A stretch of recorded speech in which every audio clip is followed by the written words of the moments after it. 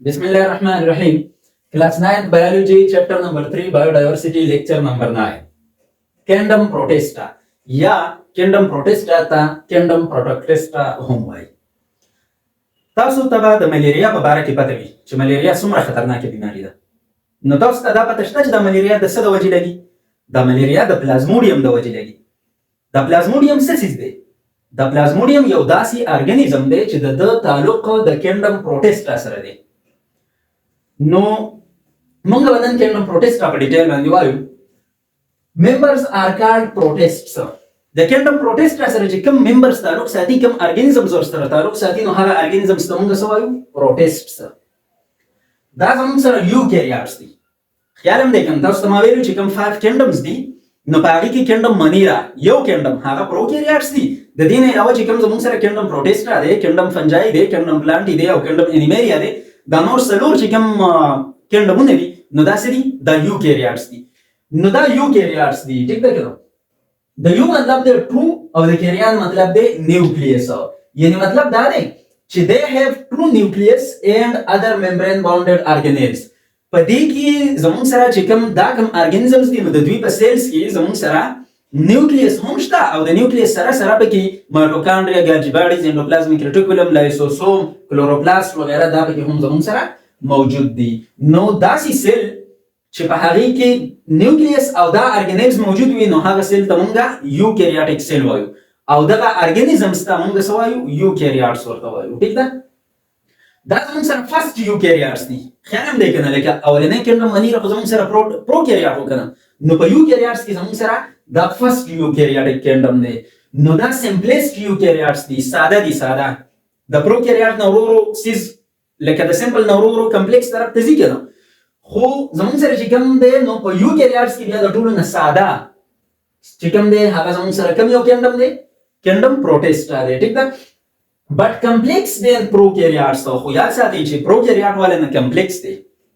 مطلب زموږ سره چې کوم پروکریاټس وکنه کینډم منیرا والا کوم ممبرز بیکټیریا، سیانو بیکټیریا، نو د هغې نه زموږ سره داسې دي کمپلیکس دي. ځکه چې د هغه خو پروکریاټس په هغه سیل کې خو نیوکلیس او نور ارګانیلز نه و کنه، او د دوی په سیلز کې زموږ سره نیوکلیس او نور ارګانیلز شته، نو د هغې په نسبت باندې کمپلیکس دي.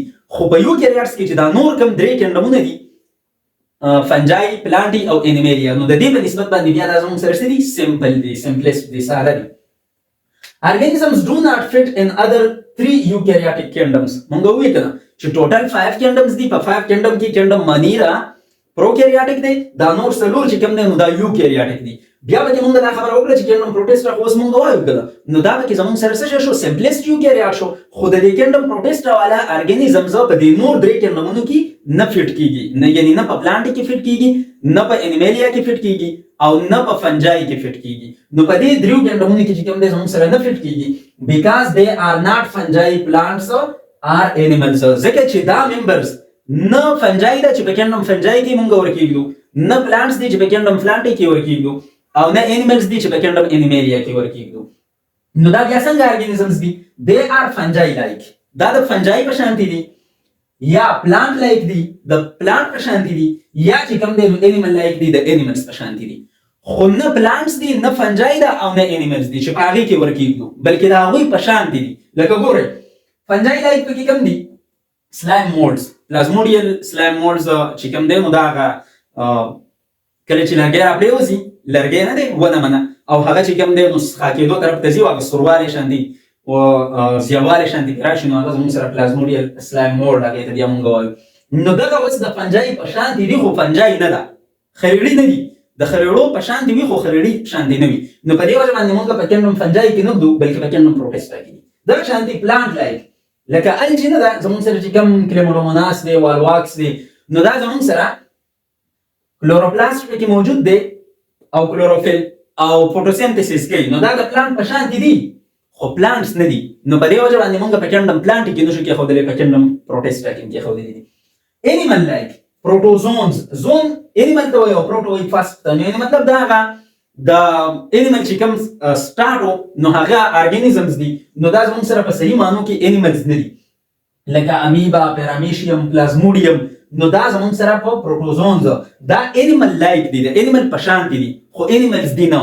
د انیمل په شان دي ځکه دي چې مطلب کلوروپلاست پکې نشته نو خپل خوراک ځان له خپل نه تیاری او د دې نه علاوه مومنټ کې د یو ځای نه بل ځای ته تللی شي نو په دې وجه باندې زموږ سره چې کوم دی دا انیمل لایک دي خو انیملز نه دي چې موږ په کینډم انیمالیا کې ورکېږو نو په دې وجه باندې دا هم موږ په کینډم پروټیسټا کې کېښودلي دي ټیک ده دا چې کوم ارګانیزمز دي نو په دې کې یونیسلولر هم شته لکه امیبا پیرامیشیم یوګلینا کلیموډوموناس پلازموډیم وغیرہ وغیرہ نو دا زموږ سره یونیسلولر دي یعنی مطلب دا دی چې د یو سیل نه دا ارګانیزمز جوړ دي په دې کې سمپل ملټي سیلولر ارګانیزمز هم شته په کینډم پروټیسټا کې لکه براون الجی چې کوم دی کیلپس دا هغه کافي چې کوم دی نو ډېر سیلز وي پکې او دا چې کوم دی نو په سمندر کې اوسېږي براون الجی نو بوټي شان دی وي خو بوټي نه وي نو په دې وجه باندې موږ په کینډم پلانټ کې نه دوه بلکې په دې کې کېښودلي دي نو هغه د ډېر سیلز نه جوړ وي خو سمپل شان دی وي نو سمپل ملټي سیلولر ځکه موږ دې ته وایو کالونیل په دې کې هم شته کالونی څه ته وایي چې کله ډېر ارګانیزمز په یو ځای باندې اوسېږي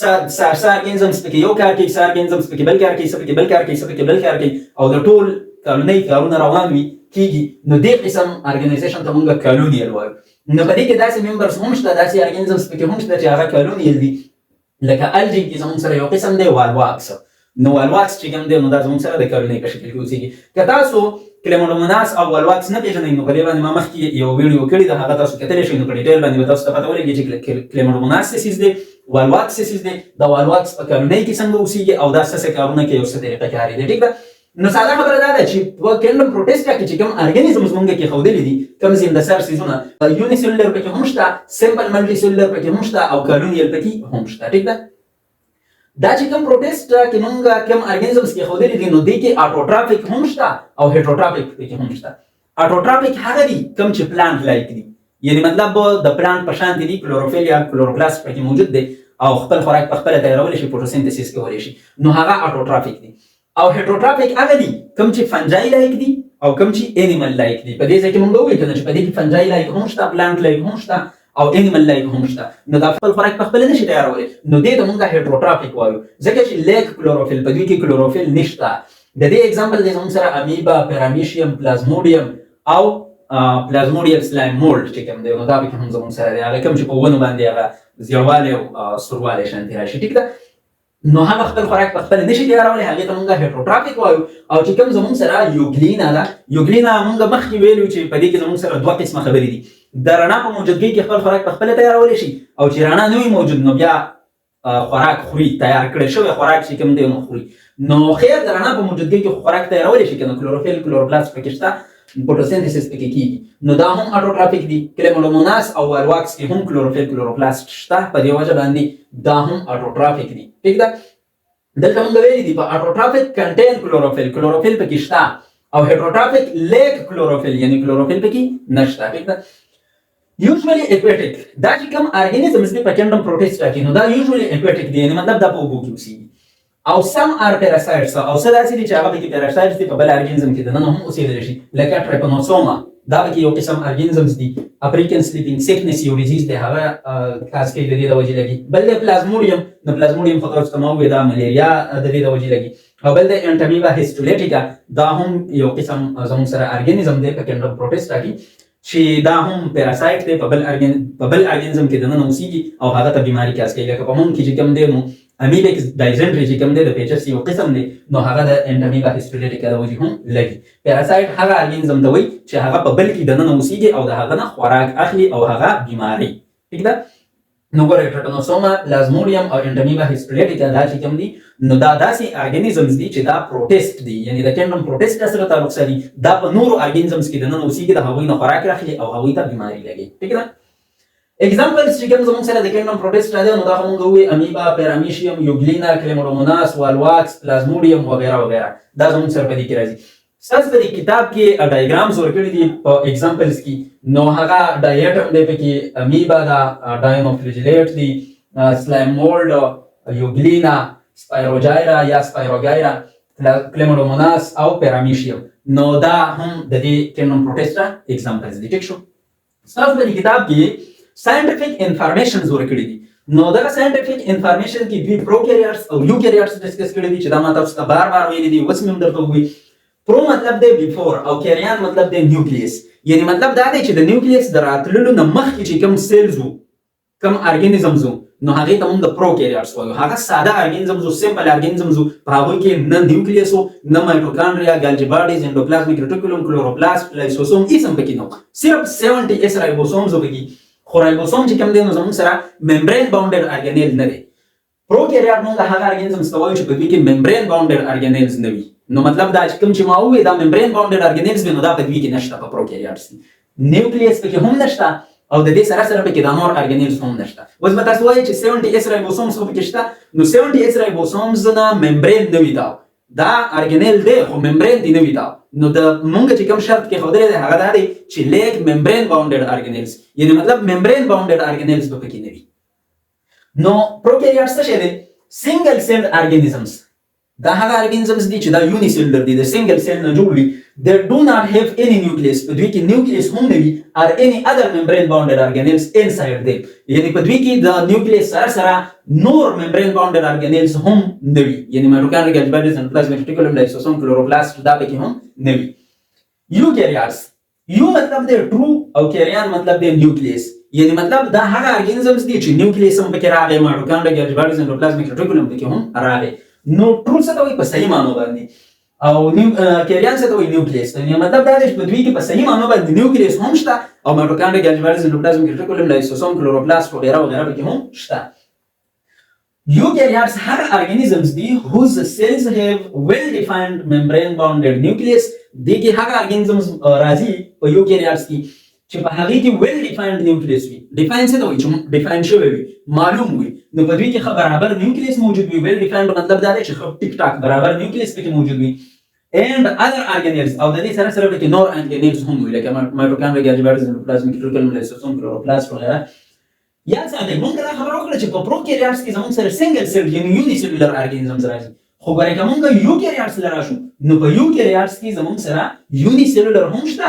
امیبا، پاراميشيوم، یوگلینا، چلاميدوموناس وغیرہ وغیرہ دا یونی سیلولر دي. د سنگل سیل نه جوړ دي. نو سیل هم دی او ارګانیزم هم دی. او په دې کې ملټي سیلولر ارګانیزمز هم شته په یوکاریوټس کې لکه پلانټس شول. نو بوټي د ټریلیونز اف سیلز نه جوړ دي کنه، په بشمار سیلز دي. انیملز شول، humans انسانان موږ هم ملټي سیلولر یو. تقریبا 37.2 ټریلیون سیلز دي په موږ کې. او زموږ په هر یو سیل کې چې کوم دی نو زموږ سره چې کوم دی نو ارګانیلز وغیرہ موجود وي. نو مطلب دا دی چې موږ سه یوکاریوټس یو. ٹھیک ده؟